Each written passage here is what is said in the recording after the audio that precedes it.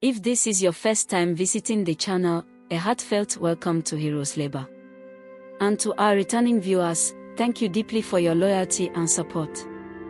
We see you, we appreciate you, and we'll never take you for granted. This channel is all about remembering the heroes whose labor paved the way for us. So, kindly drop the name of a Nigerian hero you'd love us to honor in the comments below. Your suggestion just might guide our next story. Now, let's dive into today's journey through history. He was a commoner by birth, a political leader in the Northern People's Congress (NPC), an advocate of reform and Nigerian unity, nation builder, a diplomat and a Pan-Africanist champion shaping the continent. He served as the first and only Prime Minister of Nigeria upon independence. He was a teacher by profession and was one of the first Northern Nigerians to be sent to London University Institute of Education in 1945. He was knighted by Queen Elizabeth II in 1960, but to Nigerians, he remained the teacher, the steady hand amid storms. He is Sir Abubakar Tafawa Balewa, KB. He was born in a modest village called Tafawa Balewa in December 1912. He began his education at a Quranic school in Bauchi. By 1922 he started Western education in Tafawa Balewa Elementary School. Like many of his contemporaries, he proceeded to Katsina Higher College, now Balewa College, in 1928, the elite institution for Northern Nigeria's future leaders. It is pertinent to state that Katsina College had British expatriate teachers, many of whom had been educated at leading British schools and then attended Cambridge or Oxford. Students were taught in English, and speech was an important part of learning for the students. Consequently, upon graduation, Balewa returned to Bauchi Middle School, not as a student, but as an English teacher. He rose through the ranks to become a Grade 1 teacher by 1944, the highest teaching rank available in Nigeria at the time. Yet Balewa's thirst for knowledge was unquenchable. In 1945, he became one of the first Northerners to study abroad, earning a scholarship to the University of London Institute of Education. It was a transformative experience. In post-war London, amid a crumbling empire and swelling global movements for self-determination, Balewa absorbed new ideas on governance, liberty, and reform. He returned in 1946, not just a teacher, but a man ready for leadership. In 1946, he was elected to the Northern House of Assembly, and in 1947, he became one of only 5 representatives from the North in the Central Legislative Council in Lagos, a seat of colonial power. There, he gave a passionate speech criticizing the inefficiencies of the native administration and calling for a fundamental rethinking of British-Nigerian relations. It was a bold stand, especially for a commoner. His words rippled through the colonial bureaucracy. Soon, the British began restructuring the native authority system, paving the way for greater Nigerian participation in governance. Balewa joined forces with Alhaji Ahmadu Bello, the Sardauna of Sokoto, to co-found the Northern People's Congress (NPC). The NPC began as a cultural group but quickly evolved into a political powerhouse. While Bello chose to remain in the north as premier of the northern region, Balewa, with his gentler charisma and pan-Nigerian appeal, was sent to Lagos to lead the party's federal interest. He wasn't a revolutionary, but he believed in gradual, inclusive change which won him admirers across the country. But it was not just within Nigeria that Balewa made his mark. At the United Nations, at Commonwealth summits, and during visits to the United States, United Kingdom, and other world capitals, he became known as the Golden Voice of Africa. His speeches were laced with dignity, calm conviction, and moral strength. He spoke of peace, of non-alignment, of African unity. He rejected both Cold War extremism and tribal parochialism. He was a bridge builder, appealing to the conscience of the world.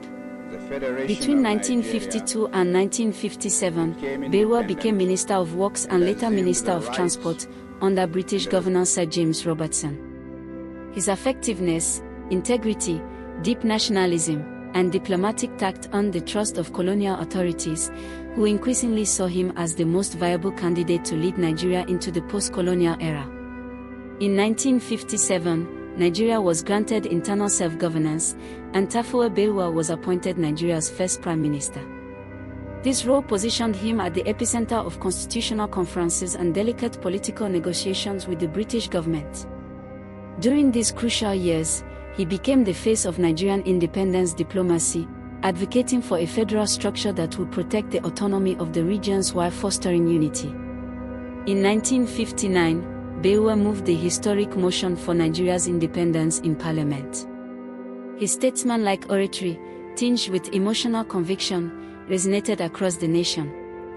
By the way, if you're enjoying the video so far and want more topics like this, comment "I want more." Just go ahead and type "I want more" so I know.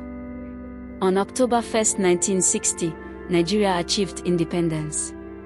As the green-white-green flag replaced the Union Jack, Tafawa Balewa stood tall, not just as the Prime Minister of a new country, but as the symbol of its fragile unity. On the steps of Parliament, Balewa gave a stirring speech. Today we are witnessing the birth of a new nation. The building of this nation will demand courage, tolerance, and sacrifice. We are called to forge one country, one people, from many tongues.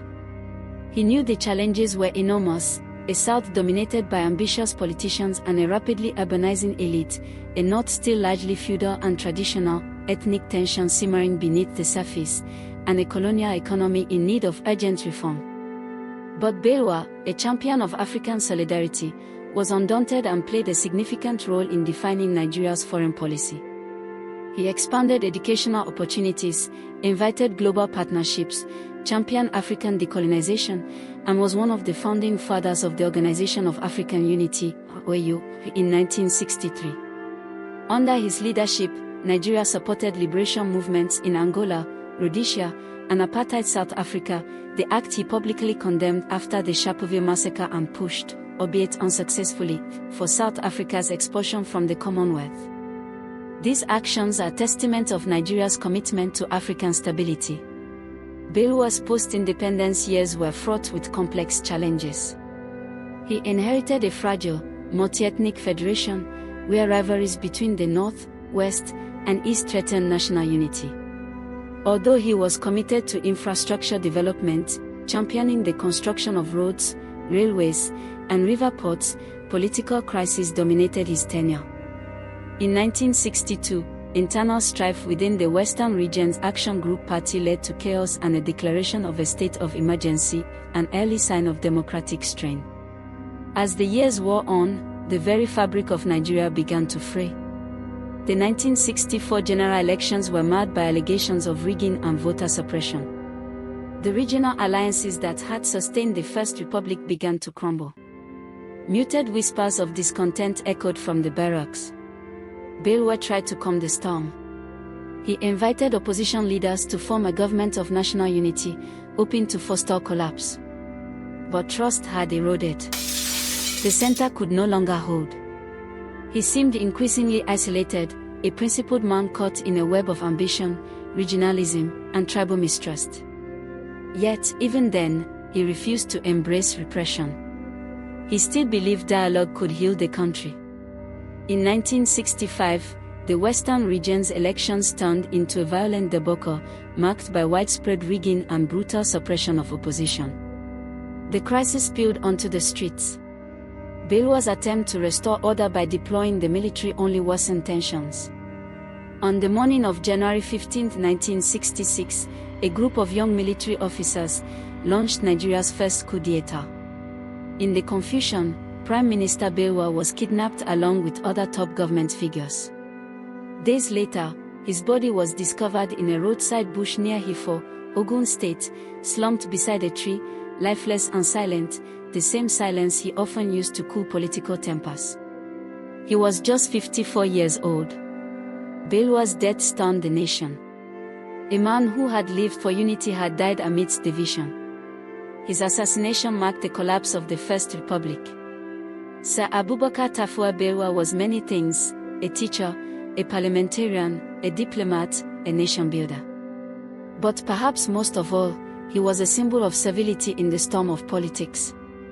Yet, in death, his image remained largely untarnished. He was seen as incorruptible, sincere, and genuinely committed to the Nigerian project.